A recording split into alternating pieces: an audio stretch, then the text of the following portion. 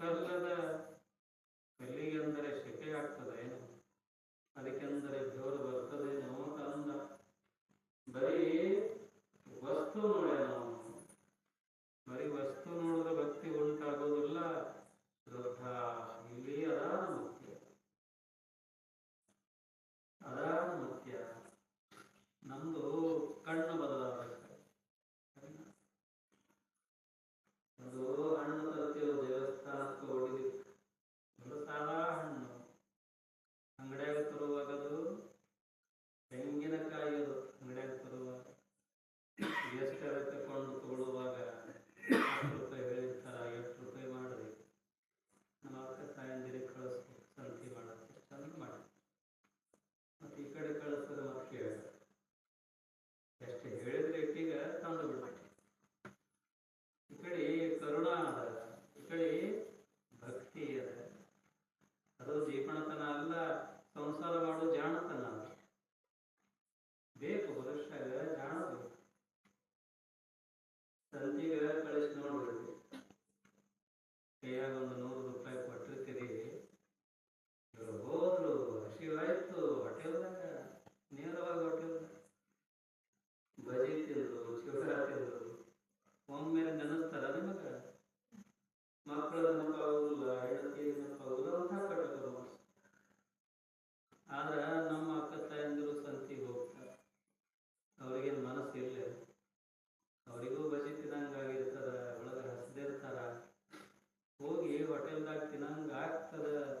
ಆದ್ರೆ ಯೋಚನೆ ಮಾಡ್ತಾರೆ, ಹಂಗೆ ಹೋಟೆಲ್ದಾಗ ನಾ ಬಜಿ ತಿಂದ್ರೆ ಇದಕ್ಕೊಂದು 10 ರೂಪಾಯಿನೋ 20 ರೂಪಾಯಿನೋ, ಎಷ್ಟು 10 ರೂಪಾಯಿ ಅದರ ಪಕ್ಕ ಹೋಟೆಲ್ದಾಗ ಹೋಗ್ತಾರಂತ. ಅವರಿಗೆಲ್ಲ ಕಿಮ್ಮತ್ತು ಬರುತ್ತೆ. ಹೆಂಗಿದೆ ನಮ್ಮ ಅಕ್ಕ ತಾಯಂದಿರಿಗೆ ಗುರುತಿಲ್ಲ, ಅವ್ರು ಹೋಗೋದಿಲ್ಲ, ಹಸಿವಾದರೂ ಹೋಗೋದಿಲ್ಲ.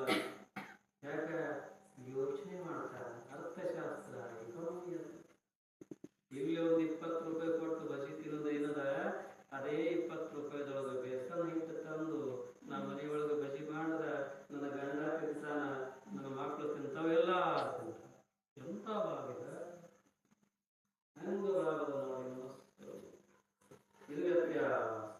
ಸಮಾಜ ಒಳಗೆ ಸ್ತ್ರೀ ಪುರುಷರ ಒಳಗಿರುವಂಥ ಭಾವ, ಸಂಸಾರ ಯಾಕೆ ನಿಂತಾವದ ಅಂದ್ರೆ ಇಂಥ ಅಕ್ಕ ತಾಯಂದಿರಿಂದ. ಅಕ್ಕ ಮಹಾದೇವಿ ತೊಟ್ಟಲಕ್ಕೆ ಎಲ್ಲ ಈ ಕಡೆ ಮಾಡಿ ಉತ್ತರ ಮುಖಗಳ ಮಕ್ಕಳು ಅವರೆಷ್ಟು ಭಕ್ತಿಯಿಂದ ಕೊಡ್ತಾರೆ. ಅವರಲ್ಲ ಎಲ್ಲರೊಳಗ ಭಾವ ಇಲ್ಲಂತಲ್ಲ. ಪ್ರತಿಯೊಂದು ಪುರುಷರ ಒಳಗೆ ಹೆಣ್ಮಕ್ಳಿಗೆ ಕನ್ಯಾ ಅಂದಾರ. ಕ ಅಂದ್ರೆ ಪರಬ್ರಹ್ಮ ಪದ, ನ್ಯಾ ಅಂದ್ರೆ ವೈತಾಳ, ಕುಮಾರಿ. ಹೂ ಅಂದ್ರೆ ಕೆಟ್ಟದ್ದು, ಮಾರಿ ಅಂದ್ರೆ ಹೊಡಿತಾಳ. ಗಂಡ್ಮಕ್ಳ ಹತ್ರ ಇರುವಂತಹ ಕೆಟ್ಟ ಗುಣಗಳನ್ನು ಯಾವ ಹೊಡಿತಾಳ ಆಕಿ ಕುಮಾರಿ. ವಯಸ್ಸಿಗೆ ಬಂದಾನ, ಮತ್ತೀಗ ದಾರಿ ತಪ್ಪಿ ನಡೀತಾನ ಬಾ ಅಂತ ಬೇಗ ಮದುವೆ ಮಾಡ್ತಾರೆ. ಹೆಂಗಿದ ಸಿಂಧು ಸಂಸ್ಕೃತಿ ಒಳಗೆ ಎಷ್ಟು ಚಂದದ ನೋಡಿ. ಹೊಳೆಯಲ್ಲಿ ಸ್ನಾನ ತೆಂಗಿನಕಾಯಲ್ಲಿ ಹೊಳಿತಾರೆ. ತೆಂಗಿನಕಾಯಿ 8 ರೂಪಾಯಿ ಮಾಡತ್ತಾಳ, 7 ರೂಪಾಯಿ ಮಾಡತ್ತಾಳ. ಅಷ್ಟಲ್ಲಿ ಜಿಕೇರಿ ಮಾಡಿ ತಂದಿರ್ತಾಳ. ದೇವರ ಮುಂದೆ ಹಿಂಗೆ ತೆಂಗಿನಕಾಯಿ ಹೊಡೆದ್ರು, ಹೊಡೆದ ತಕ್ಷಣ ನಿಂದು ಕೈ ಮುಗಿದ್ರು, ಹೇ ಭಗವಂತರೇ ಇದು ನಿಂದ. ಅಂಗಡಿ ಒಳಗ ನಂದಂತಿತ್ತು, ಅಷ್ಟು ಜಿಕೇರಿ ಇತ್ತು, ಅಷ್ಟು ಟೆನ್ಷನ್ ಇತ್ತು. ನಂದು ದೇವಸ್ಥಾನದಾಗ ಬಂದು ಹೊಡೆದ್ರು, ಇದು ನಿಂದು. ಅದು ಶ್ರೀಫಲ.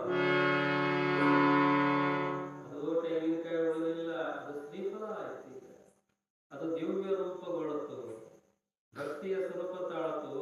ಈಗ ತೆಂಗಿನಕಾಯಿ ತಗೊಂತ ಅನ್ನಂಗಿಲ್ಲ, ಬಾಜು ಕೂತವರಿಗೆ ಇದು ತಗೋ ತೆಂಗಿನಕಾಯಿ ಅನ್ನಂಗಿಲ್ಲ, ಪ್ರಸಾದ ಅಂತಾಳ. ಬದಲಾಯಿತು, ಹಣ್ಣ ಅದೇ ಅದ, ಹಣ್ಣು ಬದಲಾಗಿಲ್ಲ, ನೋಡುವಂತ ಕಣ್ಣು ಬದಲಾಗಿದೆ. ಅಂಗಡಿ ಒಳಗ ವಸ್ತು, ಅಂಗಡಿ ಒಳಗ ತೆಂಗಿನಕಾಯಿ ಪ್ರಸಾದ. ಸಣ್ಣ ಸೂತ್ರ ಇದು, ಜೀವನದಾಗಿದು ಅಳವಡಿಸ್ಕೋಬೇಕು. ಸುಮ್ಮನೆ ಮನೆಗಳು ಸುತ್ತಾಕ್ರೆ ಇದು ಪ್ರಸಾದ, ಇದು ನಂದಲ್ಲ, ಈ ಮನೆ ದೇವರು, ನನ್ನ ಗಂಡ ಪ್ರತಿದೇವ, ಸುಮ್ಮನೆ ಅನ್ನೋದು. ಅವ್ರಿಗೆ ಹೆಂಗರೆ ಭಾವ, ನಿಮ್ಮ ಒಳಗದ ಭಾವ ಬಂತಲ್ಲ, ಅಲ್ಲಿ ಮಹಾದೇವಿ ಬಾಳೆ ಬದುಕಿದ್ರು. ಏನು ಕಷ್ಟ ಬಂದ ಎಲ್ಲವನ್ನು ತ್ಯಾಗ ಮಾಡ್ಯಾಳ. ದೇಹದ ಪರವೇ ಇಲ್ಲ, ಎಲ್ಲ ಬಟ್ಟೆಗಳನ್ನು ತ್ಯಾಗ ಮಾಡಿ ಹಿಂಗ ಹೋಗೋದಂದ್ರೆ ಸಾಧಾರಣ ಬರೀ ಒಂದು ಆಶ್ರಮಕ್ಕೆ ಬರಬೇಕಾದ ಇಷ್ಟ ಅಭಿಮಾನ ಕಾಡ್ತಿರ್ತಾರೆ ನಮಗ. ಯಾವುದೋ ಗುಡಿ ಒಳಗ ನಿಂತಾಳ, ಅವಳ ತಾಯಿ ಅಳತಾಳ, ಎಲ್ಲಿ ಒಂಟಿ ಮಹಾದೇವಿ, ಏನು ಗತಿ ನಿಂದು, ನಿನ್ನ ಊಟ ಎಲ್ಲಿ, ನಿನ್ನ ನಿದ್ರೆ ಎಲ್ಲಿ, ಎಂಥ ಹಳೆಯ ಹೆಣ್ಮಗಳು, ಅಂಥ ಸುಂದರಿ ಹೆಣ್ಮಗಳು, ಭಾರ ಮ್ಯಾಲ ಹಾಕ್ಯಾಳ, ನನಗ ಕಾಯುವಂತ ಚಂದ ಮಲ್ಲಿಕ ಅದನ್ನ ಇದಕ್ಕೆ ಶ್ರದ್ಧಾ ಅಂತ ಕರೀತಾರೆ. ಏನೇ ಜೀವನದೊಳಗೆ ಬರುವಲ್ಯಾಕ, ಅದು ಸುಖ ಇರುವಲ್ಯಾಕ, ಅದು ದುಃಖ ಇರುವಲ್ಯಾಕ, ನಿನ್ನದು ತಂದೆ ಎನ್ನ ರಾಮ ಕ್ಷೇಮ ನಿಮ್ಮದಯ್ಯ. ಅಂಥವರಿಗೆ ಎಷ್ಟು ಕಾಡು, ಎಲ್ಲ ಬಿಟ್ಟು ನಿಂತವರಿಗೆ ಎಷ್ಟು ಕಾಡ. ಯಾವುದೋ ದೇವಸ್ಥಾನದಾಗ ಮಲಗಿದ್ದು ರಾತ್ರಿಯ ಹೊತ್ತು ಪೂಜಾರಿ ಬಂದಾರ, ದುಷ್ಟ ಭಾವನೆಯಿಂದ ಬಂದಾನ. ಅಳ್ಕೋ ತಳ್ಕೋ ಅಕ್ಕ ಮಹಾದೇವಿ ಮರುದಿವಸ ಗುರುವಿನ ಹತ್ರ ಬಂದ.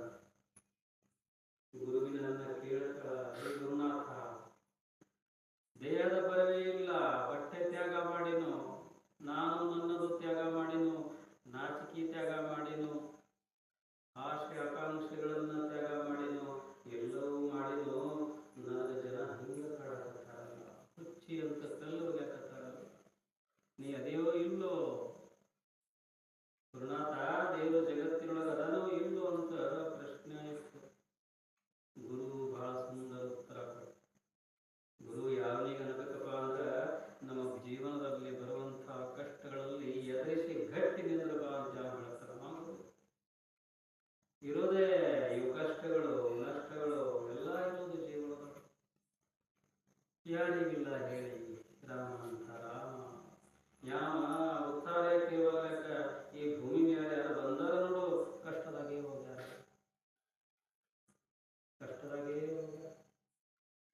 ಎಂಥ ರಾಮ, ಈಗೇನೋ ಪೀಠಕ್ಕೆ ಕುಂಡ್ರಿಸ್ತಾರ, ಹಂಗಿತ್ತು ಸನ್ನಿವೇಶ. ಅಂಥದರ ಒಳಗೆ ತಂದೆ ಬಂದ ಹೇಳಿಬಿಟ್ಟ, ಇನ್ನು ನೀನು ಸ್ಮಶಾನಕ್ಕೆ ಹೋಗಿ. ಹೆಂಗ ಸಿಡಲು ಬಿಡದಂಗಾಗಿದ್ದು ಮನಸ್ಸಿನ. ಖರೆ ಅವರು ಜ್ಞಾನಿ ಪುರುಷರು, ನಮ್ಮ ಕಳ್ಕೋತ ಕೊಡೋದಲ್ಲ.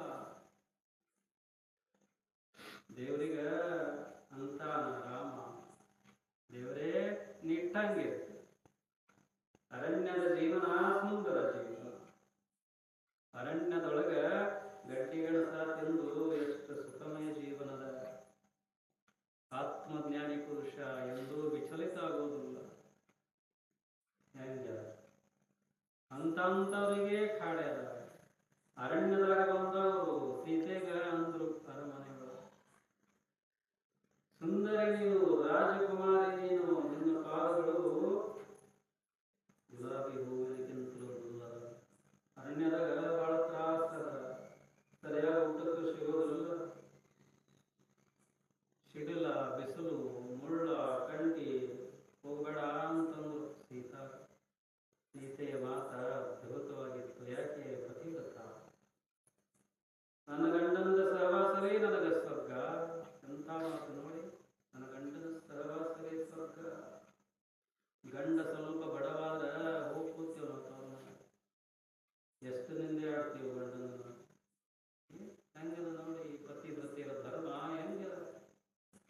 ಸೀತಾದೇವಿ ಗಂಡನ ಸಹವಾಸವೇ ಸ್ವರ್ಗ ಅಂತಂದಿದ್ರು. ಗಂಡನ ಹಿಂಬಾಲಿಸಿ ಬಂದು ಅರಣ್ಯದೊಳಗ ಸುಂದರ ಪರ್ಣ ಕೊಟ್ಟಿದ ಹಾಕ್ಯಾರ. ಸುಂದರ ಜೀವನ ಸಾಗಿಸಾಕತ್ತಾರ. ಅಧ್ಯಾತ್ಮದ ಜೀವನದ ಕನಸು ರಾಮನಿಗೆ ಒಳಗ ಸಂತೋಷದ ಭಾವ. ಸಂತೋಷ ದೂರ ಏನೋ ಮಿಂಚ ಸ್ವಲ್ಪ ಮಿಂಚಿದಾಗ ಸೀತಾ ಅಂದ್ರು, ಅದು ನನಗೆ ಬೇಕು. ಅದೋ ಬಂಗಾರದ ಮನ, ಬಂಗಾರದ ಜೀವ. ಎಲ್ಲವನ್ನು ತ್ಯಾಗ ಮಾಡಿದವರು ಅವ್ರಿಗೆ ಚಿಗಿರ್ಬೇಕನ್ಸಕ್ ಚಾಲು ಆಯ್ತು, ಅವ್ರಿಗೆ ಬಂಗಾರ ಬೇಕನ್ಸಕ್ ಚಾಲು ಆಯ್ತು. ಬೇಕಂದ್ರು